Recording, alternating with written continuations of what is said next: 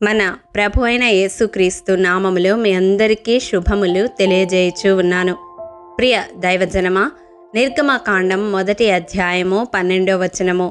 ఐగుప్తీయులు వారిని శ్రమ పెట్టిన కొలది వారు విస్తరించి ప్రబలిరి.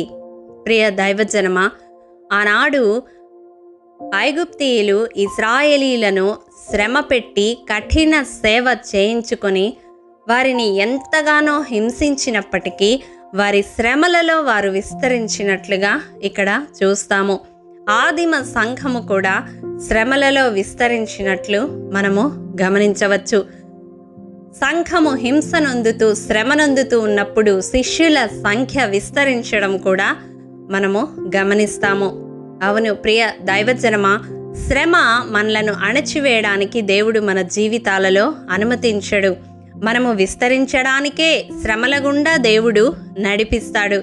శ్రమ కలిగినప్పుడు దేవునికి సమీపముగా ఉండడానికి మనము ఇష్టపడతాము. దేవుని మీద అధికముగా ఆధారపడతాము.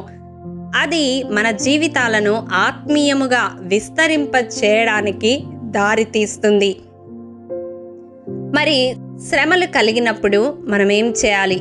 రోమాపత్రిక 12వ అధ్యాయము 12వ వచనము. ఓర్పు గలవారై ప్రార్థన యందు పట్టుదల కలిగి ఉండాలని చూస్తాము. అవును, శ్రమ కలిగినప్పుడు మనము సణగకుండా, గొణగకుండా, బెదరకుండా శ్రమల యందు సంతోషించే వారముగా, శ్రమల యందు ఓర్పుతో సహించే వారముగా మనముండి ఆ శ్రమలను తట్టుకొనడానికి ప్రార్థన యందు పట్టుదల కలిగి జీవించాలి. ప్రియ దైవజనమా, ఎందుకని మనము శ్రమలలో సంతోషించాలి, ఎందుకు శ్రమలను ఓర్పుతో సహించాలి అని మనం చూసినట్లయితే తిమోతికి రాసిన 2వ పత్రిక 1వ అధ్యాయము 12వ వచనము ప్రకారము, ఆ హేతువు చేత ఈ శ్రమలను అనుభవించుచున్నాను గాని నేను నమ్మిన వాని ఎరుగుదును గనుక సిగ్గుపడను. ఇక్కడ పౌలు గారు ఎంత చక్కని మాట వ్రాస్తూ ఉన్నాడు. శ్రమల యందు చింతించకుండా అనుభవిస్తూ ఉన్నప్పుడు శ్రమల యందు అతిశయపడుతూ ఉన్నాడు. కారణం, తాను నమ్మిన దేవుణ్ణి తాను ఎరిగి ఉన్నాడు. ఆయన మనతో కూడా శ్రమానుభవములో సహానుభవము కలిగిన దేవుడై ఉన్నాడు. మనం ఎదుర్కొనే ప్రతి పరిస్థితిని మనుష్య కుమారునిగా ఆయన దాటి వెళ్ళి ఉన్నాడు. కాబట్టి శ్రమల వలన మనము సిగ్గుపడనవసరం లేదు. ఇంతగా భక్తి చేస్తూ ఉన్నాము, నా జీవితంలో ఇటువంటి శ్రమల నలుగురు చూసి ఏమనుకుంటారు అని వాపోనవసరం లేదు, సిగ్గుపడనవసరం లేదు. ఎందుకనగా నీవు నమ్మిన దేవుణ్ణి నీవు ఎరిగిన బిడ్డవైతే శ్రమల యందు సంతోషిస్తావు, శ్రమల యందు పట్టుదల కలిగి ప్రార్థిస్తావు. ఆనాడు ఇశ్రాయేలీలు కూడా వారు శ్రమ ఎదుర్కొనే కొలది నిట్టూర్పులు విడుస్తూ ఆకాశమందున్న దేవునికి మొరపెట్టినప్పుడు వారి దురవస్థ చూచి యెహోవా ఆత్మ సహించలేక వారిని విడిపించుటకు తానే దిగి వచ్చినట్లుగా మనం చూస్తాము. నా శ్రమలలో మనము కూడా అటువంటి నిట్టూర్పులతో కూడిన ప్రార్థన మనం చేసినట్లయితే, కన్నీటితో దేవుని పాదాలు తడిపినట్లయితే మన స్థితిని ఆయన చూడలేక మనల్ని విడిపించడానికి మన కొరకు ఆకాశ వాహనుడై మన సహాయం కొరకు దిగి వస్తాడు. నమ్ముతున్నావా ప్రియ సహోదరి సహోదరుడా? ఈ వాక్యము వింటున్న నీవు శ్రమల చేత కొట్టబడి అలసి సొలసి ఉన్నావా? అయితే ఈ వాక్యము నీ కొరకే.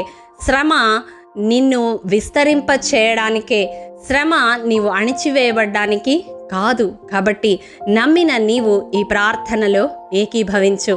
మహాఘనుడా, మహోన్నతుడా, మహాపరిశుద్ధుడా, నీ పరిశుద్ధ పాదములకు వందనములు. దేవా, విత్తబడిన వాక్యమును ప్రతి హృదయంలో నూరంతలుగా ఫలింపచేయండి.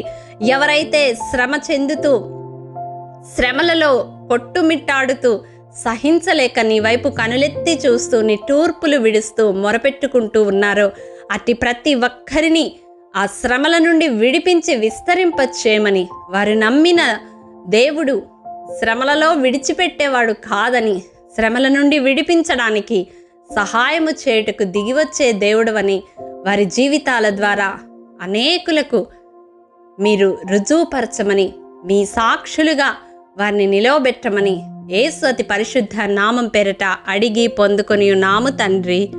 ఆమెన్. ప్రియ దైవజనమా, అనుదినము షారోన్ మన్నా ద్వారా అడగబడుచున్న నెంబర్ ఇన్ బైబిల్ క్విజ్ ప్రశ్నలకు సమాధానములు ప్రతి నెల మొదటి వారము కామెంట్ బాక్స్లో పోస్ట్ చేయబడతాయి. కాబట్టి గమనించి మీకు తెలియని ప్రశ్నలకు సమాధానములు తెలుసుకొనగలరని ప్రభు పేరట మనవి చేయుచూ ఉన్నాము. ప్రియ దైవజనమా, ఈ దినం నెంబర్ ఇన్ బైబిల్ క్విజ్ ప్రశ్న: మానవ కోటి విధి ఏమిటి? మీ సమాధానం మాకు తెలియజేస్తారు కదూ. ప్రియ దైవజనమా, ఈ దినము జన్మదినము, వివాహ దినము జరుపుకుంటున్న వారికి షారోన్ గ్రూప్ తరపున హృదయపూర్వక శుభాకాంక్షలు తెలియజేయుచూ ఉన్నాము. దేవుడు శ్రేయస్కరమైన ఆశీర్వాదములతో ఈ సంవత్సరాది నుండి సంవత్సరాంతము వరకు మిమ్ములను నింపాలని ప్రార్థిస్తూ ఉన్నాము. ఆమేన్.